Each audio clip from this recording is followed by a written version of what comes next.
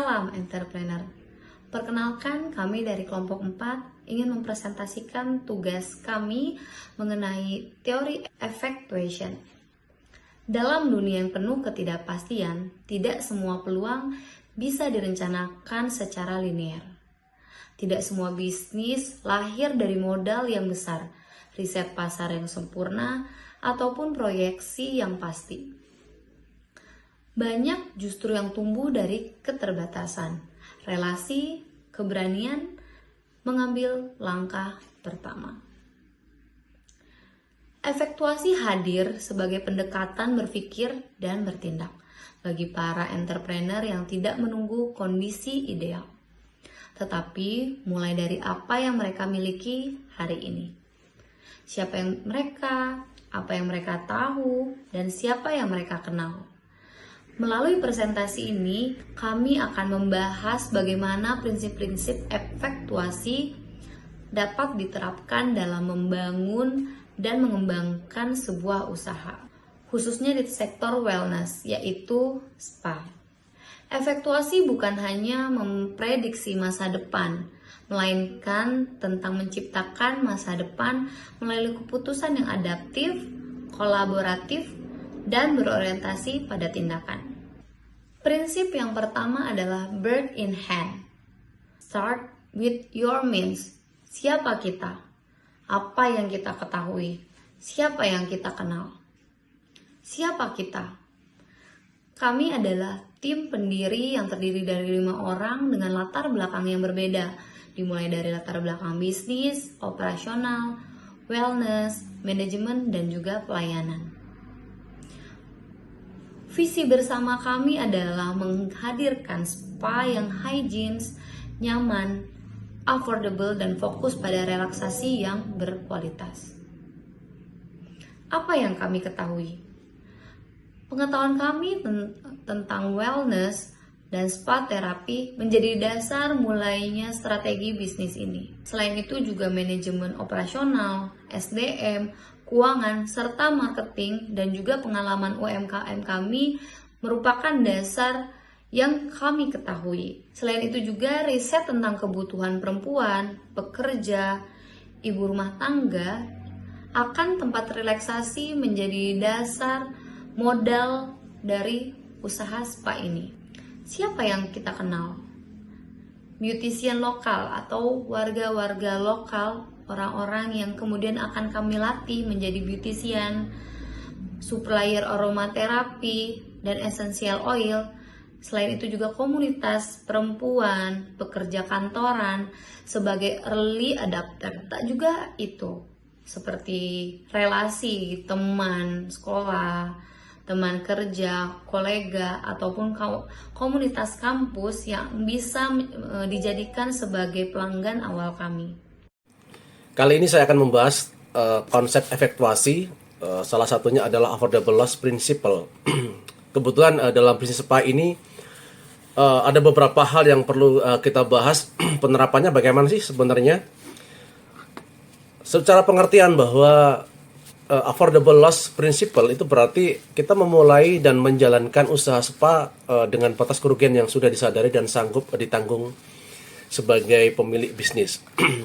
Penerapannya secara nyata di bisnis spa biasanya yang pertama itu skala usaha dibuat kecil dan aman.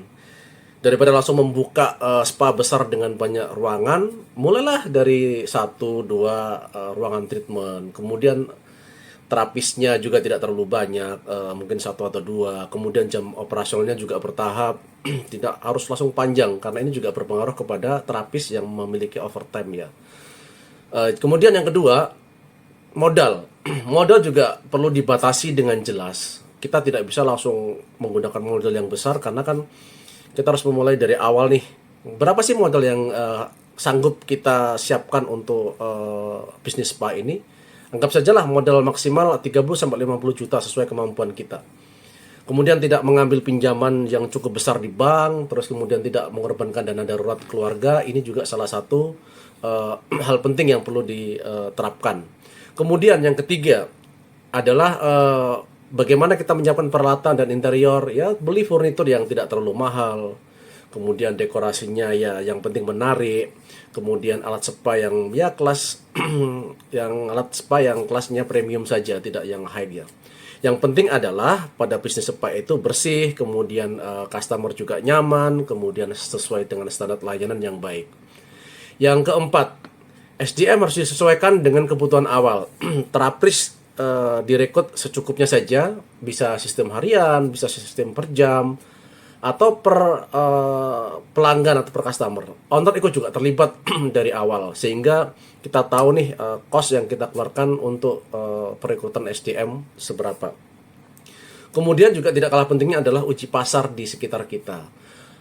Buka paket promo pembukaan ini menarik. Apakah dengan paket promo ini banyak orang tertarik dengan bisnis spa kita atau tidak? Kemudian layanan juga terbatas dulu, nggak usah yang langsung semuanya dari awal sampai dari pagi sampai malam juga nggak perlu juga. Jadi kita ada batasan-batasan. Kemudian fokus ke satu segmen.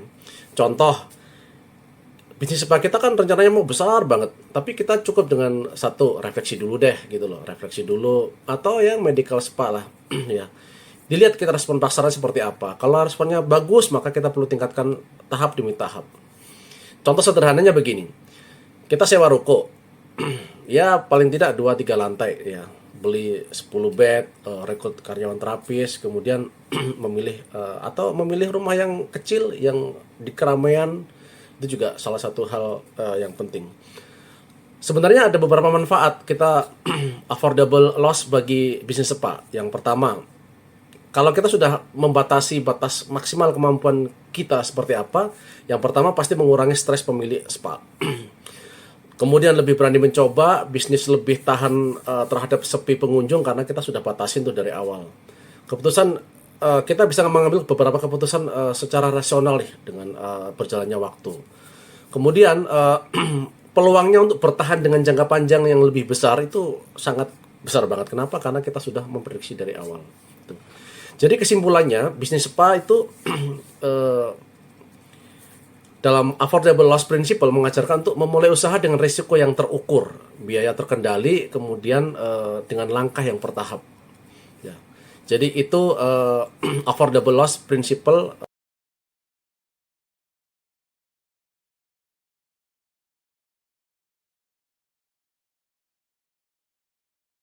untuk menciptakan nilai unik dan mempercepat pertumbuhan spa.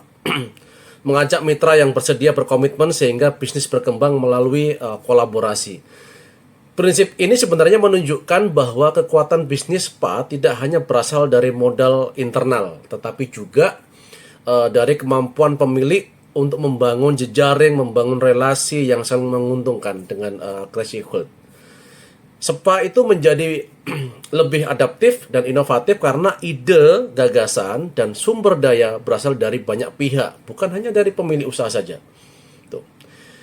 Yang pertama adalah caranya gandeng brand skincare lokal. Minta mereka memasok produk eksklusif dengan sistem konsinyasi misalnya. Yang kedua, bisa juga kita kolaborasi dengan pelatih yoga, gym, buat paket yoga plus relaksasi message, kemudian gym recovery message dan sebagainya. Yang ketiga, bisa juga kita kerjasama dengan fotografer atau makeup artist, bangun paket, glow day treatment atau photoshoot dan sebagainya. Itu juga salah satu pendongkrak bisnis kita semakin besar. Yang keempat, kita juga bisa kemitraan dengan parental community ya. Prenatal community ya, terapis dilatih khusus pijat ibu hamil misalnya, kemudian komunitas otomatis menarik pelanggan baru. Selain itu layanan ini juga jarang tetapi peminatannya stabil. Kemudian yang kelima, kita juga bisa kolaborasi nih dengan coffee shop atau dengan co-working space ya, itu juga penting ada ya, seperti itu ya. Kemudian kita juga bisa nih libatkan pelanggan loyal seperti co-creator, ajak 10 pelanggan terbaik menjadi panel tester pelayanan baru. Kemudian setiap masalah keluhan atau hambatan itu diubah menjadi peluang bisnis baru. Jadi penting banget nih beberapa masukan dari pelanggan, dari customer kita terkait dengan treatment yang kita kerjakan, terkait dengan hal-hal apa sebenarnya yang harus ada dalam usaha spa kita. Ini juga menjadi poin penting untuk meningkatkan performa dari servis kita kepada pelanggan spa. Jadi itu salah satu threshold principle yang ada pada metode evakuasi. Terima kasih. Berdasarkan teori efektuasi, tentunya pada prinsip Lemonade, yang namanya bisnis pasti menghadapi tantangan. Nah, dalam bisnis spa, tantangan merupakan hal yang tidak dapat dihindari. Namun, keberhasilan sebuah bisnis sangat ditentukan oleh bagaimana cara kita menghadapi tantangan tersebut.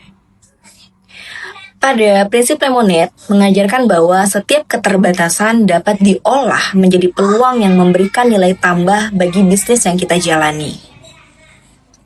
Salah satu tantangan yang sering muncul adalah waktu tunggu pelanggan yang cukup lama.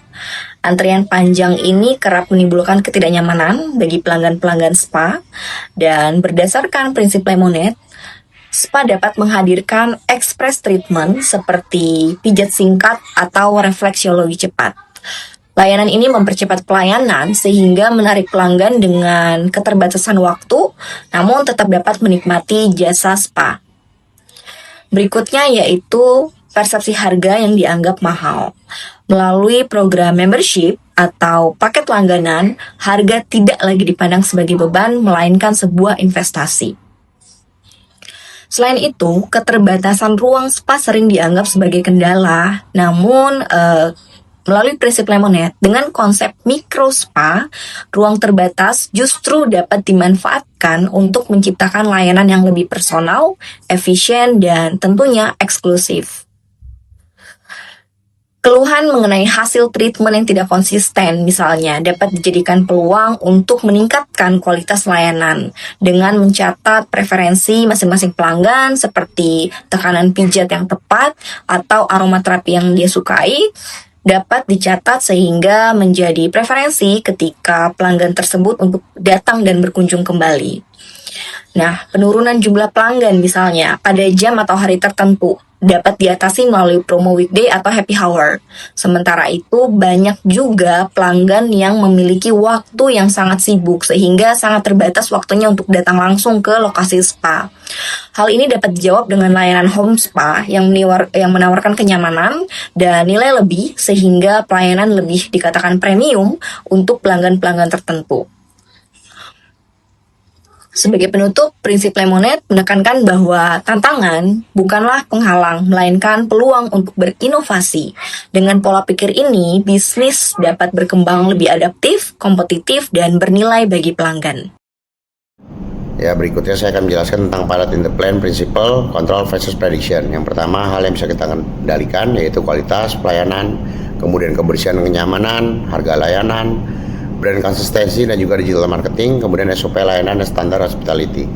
Semuanya akan kita terjemahkan ke dalam fokus aksi nyata yang kita lakukan, yaitu melatih beautician secara rutin, membuat signature treatment, evaluasi berkala berdasarkan review pelanggan, meningkatkan ambience, aroma, cahaya, musik interior untuk kenyamanan pelanggan, kemudian mengimplementasikan sistem feedback untuk inovasi menu, minimalis design and easy to use aplikasi. Kemudian keberlangsungan usaha ini sangat tergantung dari pelayanan, karena usaha kami berhubungan langsung dengan konsumen. Yang akan kami lakukan adalah yang pertama menjaga kualitas dan pelayanan. Kami sadari bahwa pelayanan kami adalah produk yang dipakai untuk pelayanan. Maka dari itu kami harus selalu mengontrol kualitas melalui feedback konsumen dan pengontrolan rutin internal. Yang berikutnya kami akan pengembangan usaha dengan membuka cabang di kota-kota lain dan bekerja sama dengan pengusaha-pengusaha lokal di sana. Yang terakhir, kami akan kolaborasi dengan beberapa relasi terkait dengan kerjasama terkait produk-produk yang akan kita gunakan di tempat kami. Sebagai kesimpulan, penerapan metode efektuasi pada bisnis spa ini menunjukkan bahwa pengembangan usaha tidak harus dimulai dari perencanaan yang sempurna, tetapi dari sumber daya yang sudah kita miliki. Melalui prinsip peer in hand, bisnis spa dapat dibangun dari kompetensi SDM, jaringan, dan pemahaman kebutuhan pasar lokal. Prinsip affordable loss juga membantu kami mengelola risiko secara terukur sehingga usaha ini tetap dapat berkelanjutan. Selanjutnya melalui Crazy Quilt, kolaborasi dengan berbagai mitra memperkuat ekosistem bisnis spa. Prinsip Lemonade mendorong kami untuk melihat tantangan sebagai peluang inovasi layanan, dan prinsip Pilot in the Plan menegaskan bahwa arah dan masa depan bisnis spa berada dalam kendali pengelola. Melalui tindakan dan keputusan yang diambil secara aktif, dengan pendekatan ini bisnis spa bisa menjadi adaptif, realistis, dan siap berkembang secara berkelanjutan. Adapun referensi yang kami gunakan dalam penyusunan materi ini merujuk pada literatur utama yang menggunakan teori aktuasi yang tersedia di layar.